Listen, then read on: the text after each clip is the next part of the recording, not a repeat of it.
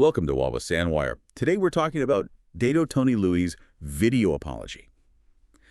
This whole issue has really been all over the place online recently, and it's a perfect example of modern accountability. We're looking at the situation with Dato Tony Lui, who is a very prominent entrepreneur and influencer who felt he had to upload a formal video apology. A very detailed one, too. Exactly, and it was aimed directly at the Sarawak Consumers Association, and really by extension, everyone in East Malaysia, all because of some comments he made that caused a huge stir. This wasn't some, throwaway text post. It was a recorded public apology. And that fact alone, the necessity for it, tells you just how serious his initial remarks were. I mean, for a public figure like him to do a formal recorded address, it says a lot. Right. The apology wasn't just some corporate damage control. It was specifically trying to walk back comments that were called inappropriate and lacking politeness. And by putting it on video so quickly, Louis was basically signaling that he gets it. He understands the responsibility that comes with having a huge online platform. Okay, so let's unpack this a bit, because the root of the whole thing is actually really surprising. Louis wasn't just lashing out at a consumer group for no reason. His comment came from a massive misunderstanding. A complete mix-up. Yeah. He explained in the video that he was actually commenting after reading about a totally separate viral issue, that whole incident with the female live commerce streamer who insulted East Malaysians.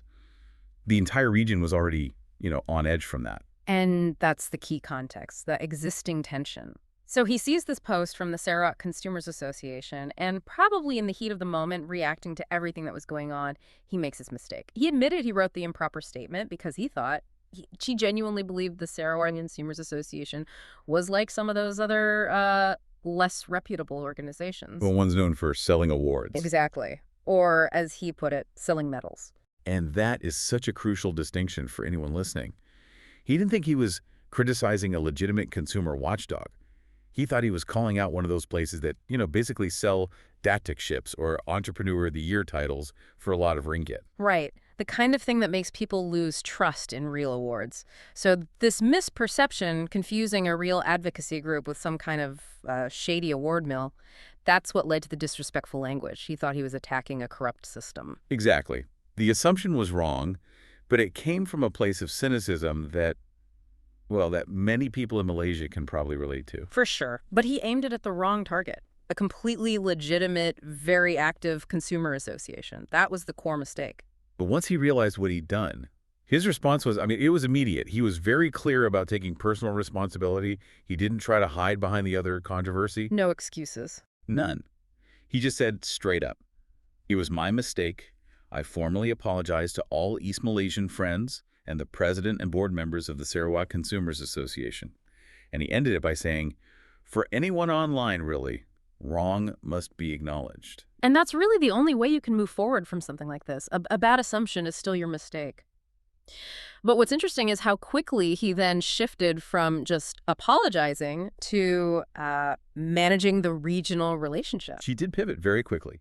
He made a real point of stressing that, despite this one error, he has a very positive long-term relationship with Sarawak and Sabah. Talked about visiting East Malaysia frequently over the last year and how he has close friends there. He was basically trying to frame it as, look, don't let this one bad moment define my entire relationship with the region. And look, while emphasizing personal ties is a good move, it doesn't totally erase the public impact of a comment like that, especially on such a big platform. The mistake became a public issue that fed into those existing West-East tensions. Right. But to his credit, he did use the apology to address the behavior that triggered him in the first place. He definitely did. He steered it right back to the toxic online culture.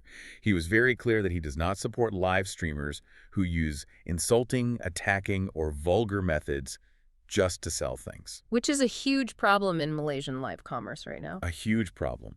And Louis said he completely disagreed with the actions of the female live streamer who started that whole firestorm. And if you look at the bigger picture, his core message really became about national unity. He said very directly, "We're all Malaysians. Let's not allow West and East Malaysia to misunderstand each other." That plea is so important. And it really brings up a question for everyone listening. How crucial is it for public figures to use these moments of accountability to actively try and bridge these regional gaps? It's absolutely essential. I mean, when someone with that much influence says, "I was wrong and we are one nation," it can really lower the temperature of the whole conversation. Right. And we shouldn't forget the practical offer he made, too. Oh, yeah, what was that again? He said he'd be willing to provide assistance to any East Malaysians who might run into trouble while visiting West Malaysia. That takes it from just words to, a real practical commitment. That is a powerful move. He's Yeah. trying to rebuild that trust. Okay, so now let's switch over to the response from the group that was actually insulted, the Sarawak Consumers Association. We heard from their chairman, Wang Dabin. A very measured response. Incredibly measured. The chairman confirmed they officially accepted the apology. He even mentioned that Looi had called him personally that afternoon, and he noted Louie's sincere attitude and his promise to do the public live stream apology. And what's really fascinating here, and this shows some amazing strategic thinking, is the chairman's perspective. He said personally he didn't want to dwell on Louie's comment. Why not? Because the Sarawak Consumers Association had its eyes on a bigger prize, they were already focused on the much larger, more damaging issue, the original female bully live streamer case. They'd already filed a police report about her. Wow. So they basically decided Louie's mistake was a distraction from the real fight. Exactly. That's a masterclass in strategic advocacy. The chairman knew that the original act of using insults and vulgarity to target East Malaysians was a far bigger threat to society than Louie's mistaken comment. They chose to prioritize setting a legal precedent against online toxicity over, winning a personal fight. If they had gone after Looi, it would have just become this long, drawn-out regional feud. And it would have completely distracted from their main goal. Instead, by accepting the apology, they cleared the board to focus on the legal case. It sends a message that they're about protecting the entire digital space, not just settling scores. And the chairman didn't just leave it at that. He issued a really important warning to the public. He did. He said people should not make excessive associations or let this incident be manipulated to stir up anger and division between East and West Malaysia. Which is a very real danger in these situations. A huge danger. He was basically getting ahead of anyone who might try to weaponize this. He made it clear that the real mission of the Sarawak Consumers Association is to stop toxic internet trends, protect consumers, and maintain social harmony. Their call for stronger regulation. That's the real endgame.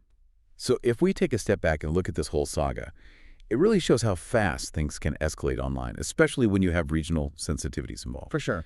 But it also shows how a quick, sincere, and strategically handled response can stop that spiral. From the live streamer to Louie's mistake, his apology, and then the SCA's response. It's quite a case study. It really is. A case study in public accountability for Malaysia. And the fact that the Sarawak Consumers Association filed that police report against the streamer, that shows these groups are pushing for real legal frameworks to clean up our digital environment. This whole thing ended up being about self-correction, yes, but also about advocacy groups knowing when to forgive and when to push for systemic change. And they chose systemic change as their main goal. That's really the big takeaway, isn't it? We saw Tony Louie's apology, which came from a genuine mistake. And then we saw the Sarawak Consumers Association pivot to focus on the bigger threat, not on division. Exactly. And that puts the responsibility back on all of us, really, not just famous people. These public events force you to think about the impact of our own quick assumptions online, especially when we're talking about important groups or sensitive topics. It's a reminder that a small lapse in judgment can have huge consequences, and that protecting our online space is, well, it's a job for everyone. Remember to like and subscribe for more videos like this.